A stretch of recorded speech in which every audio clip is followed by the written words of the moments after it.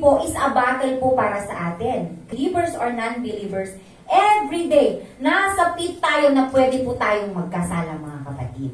Kaya, tanging ang Panginoon lamang po ang pwedeng makapagbago po sa atin. Yes, it is scary, but it is also exciting. Exciting na may bago. Pwede tayong magsimula ulit. Amen? A new chapter that signifies a fresh beginning. Sino po ba ang may ayaw ng bagong simula?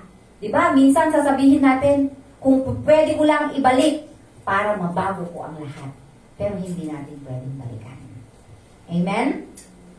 Or it is a fresh beginning or a significant change in life. And it is an opportunity po from God para po tayo ay mag-start over again.